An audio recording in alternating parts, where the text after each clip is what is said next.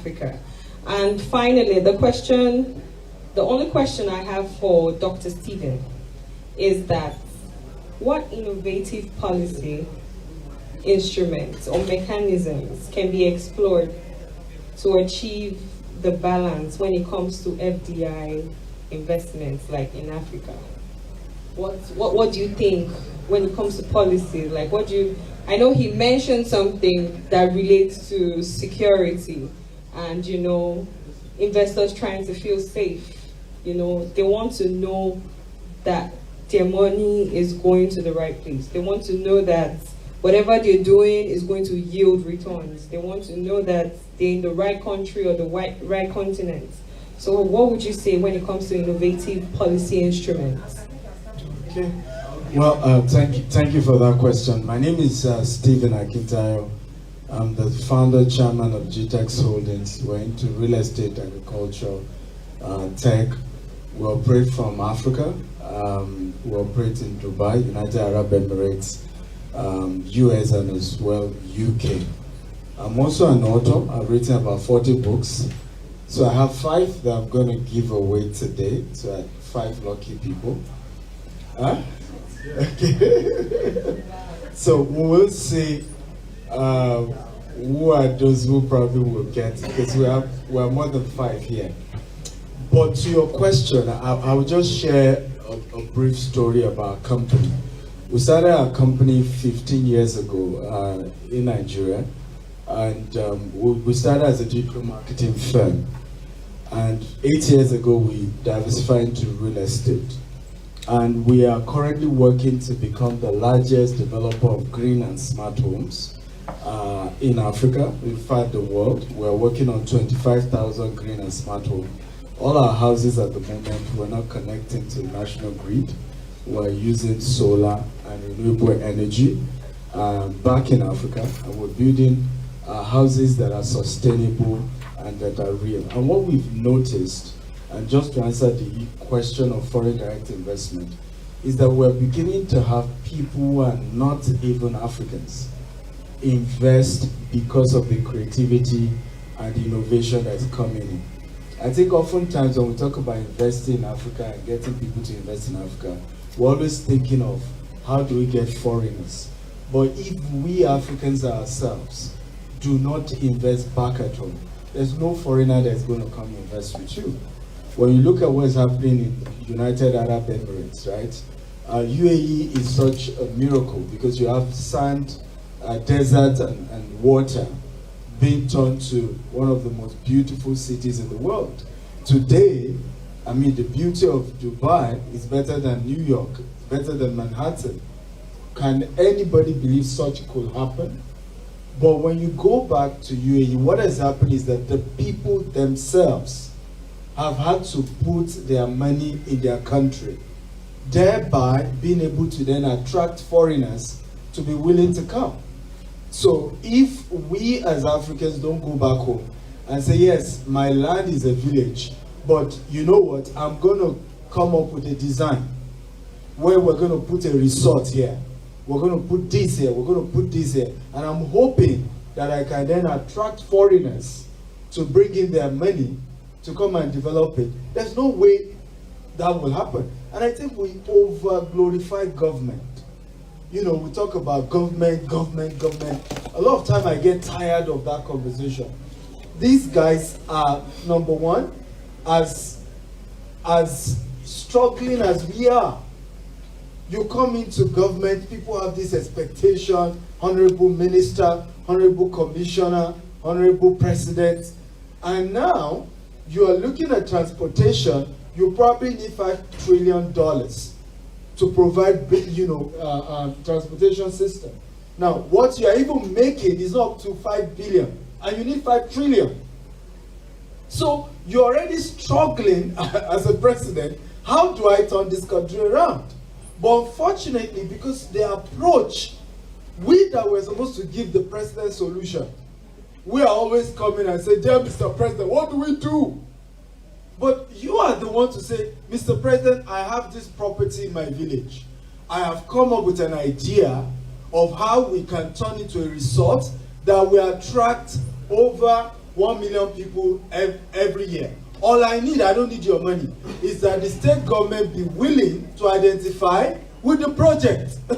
You will be shocked that Mr. President will say, in fact, we over-endorse, right? And you can carry that all over the world and say, we have the support of our government, this is what we're building, and you'll be shocked how many people will be willing to invest. But we all fold our hands and we say, we're waiting. I'll give you a practical example. We have one of our estates in a particular place where they're building the largest refinery in the world, the Dangote refinery. It's called Bejuleki. And we looked at it, we said, there are a lot of industrial hub here. There's a free trade zone. In this same axis, there's a seaport, but there's a deficit of housing. There's a deficit of tourism. There's huge deficit in that area. And we said, you know what? We will start building those houses. And they will be green, they will be smart, because you already have pollution that will come from those who are doing a lot of refinery work, isn't it? So we will be able to start building houses that are sustainable, that are green, that will even help that environment. And what we did was to make sure we tarred the road that leads to the estate, instead of waiting for government to do that. Right? We did the interlocking of the, if you go there now, there's street lights, all solar, right? Not connected to the national grid.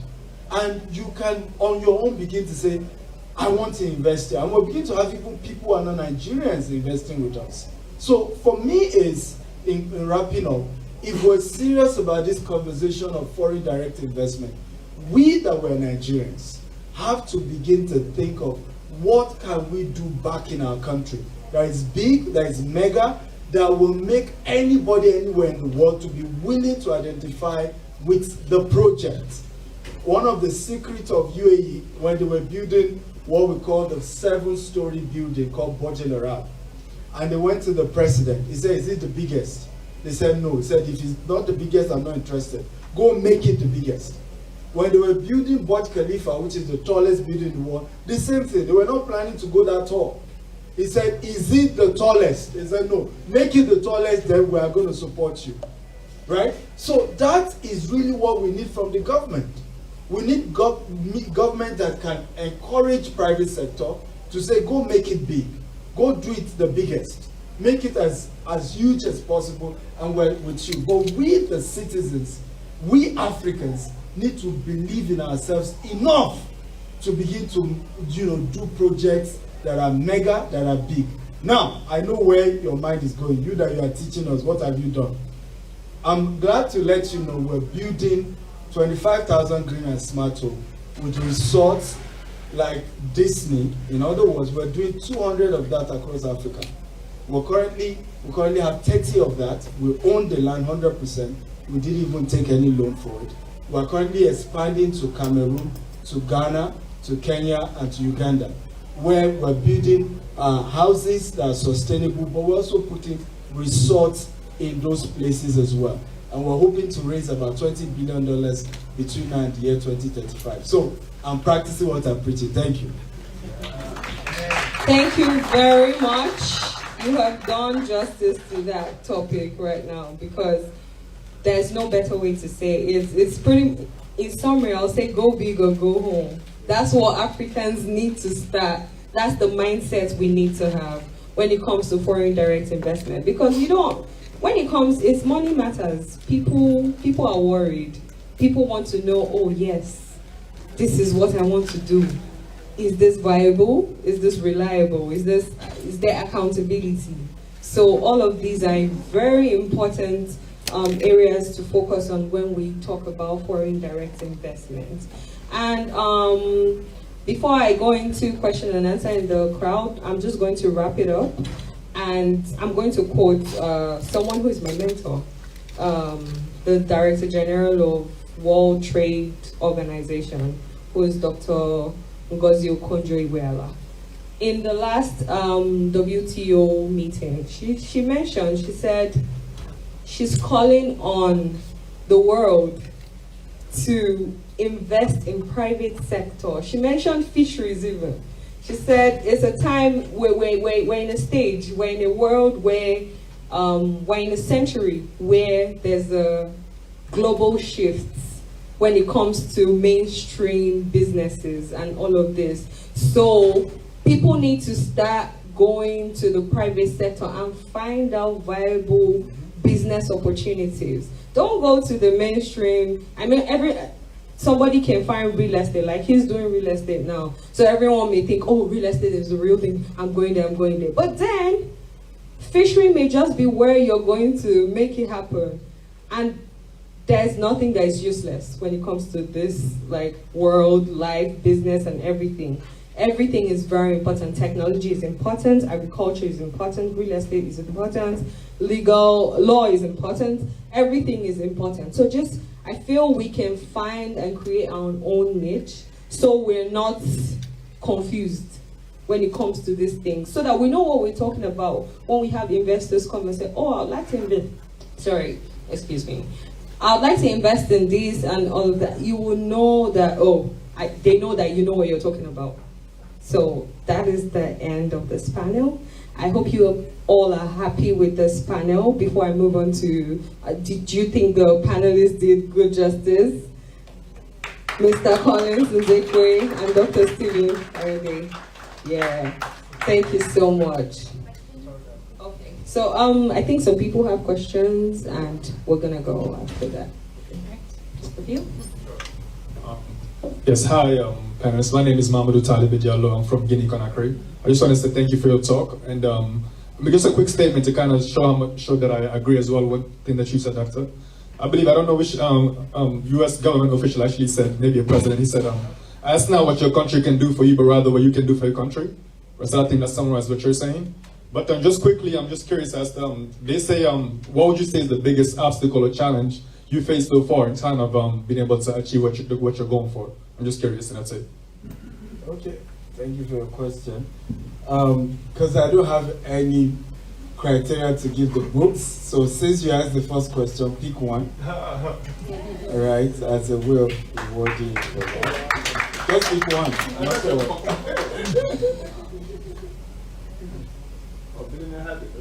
Okay, easy. You're welcome.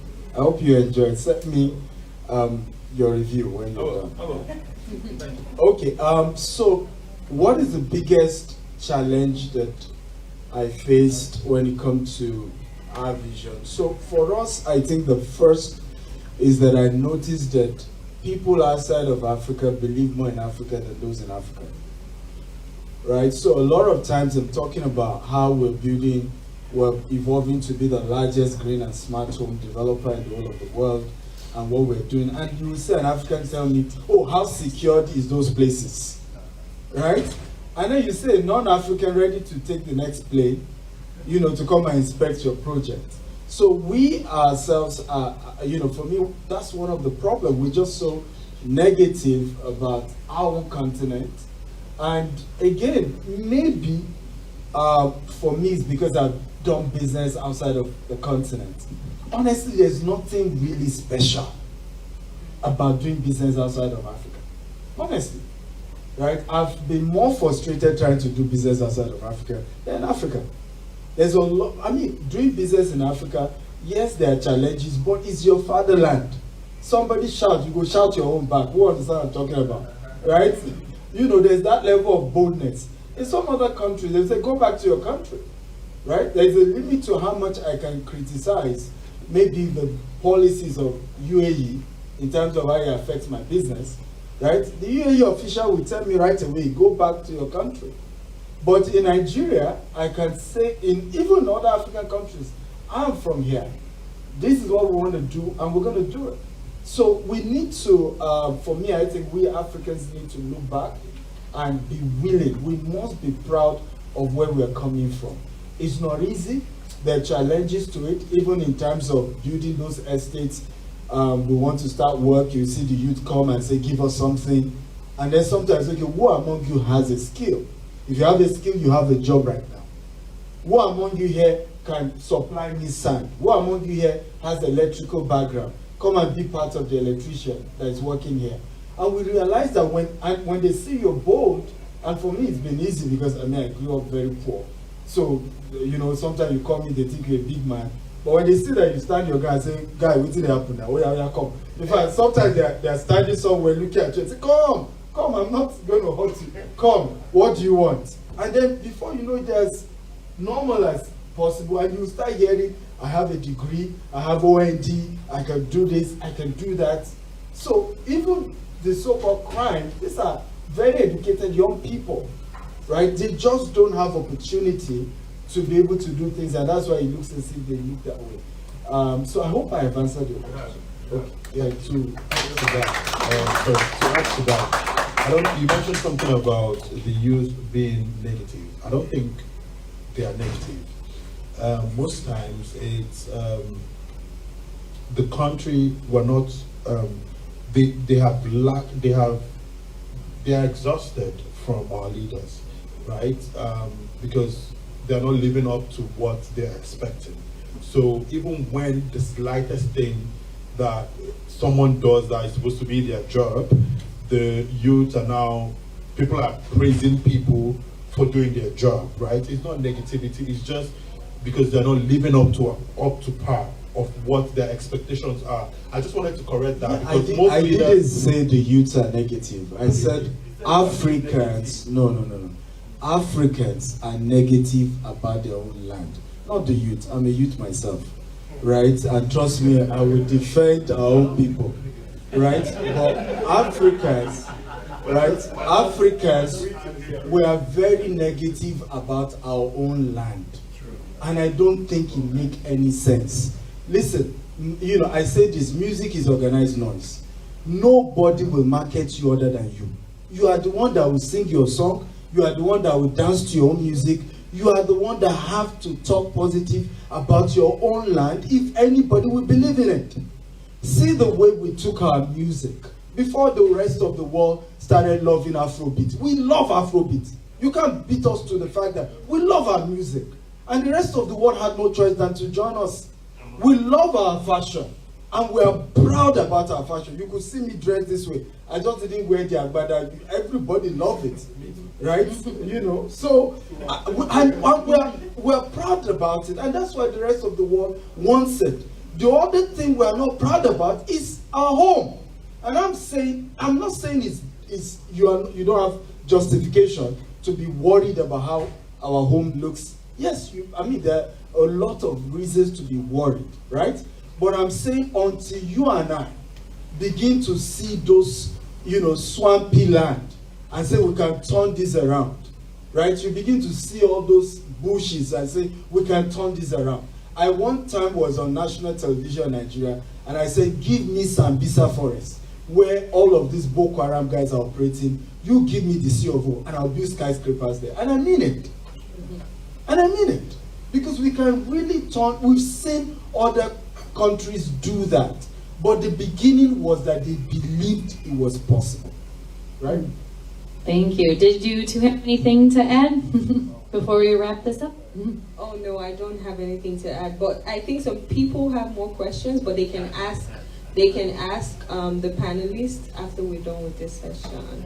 You can better still collect their contacts. I'm sure they're willing to talk to you more. But it's because we have to vacate this room soon. So yeah.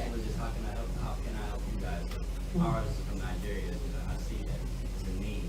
So I would actually like to talk to you so we see how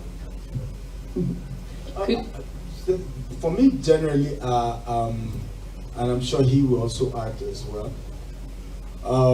We just are open to as many people want to work with us.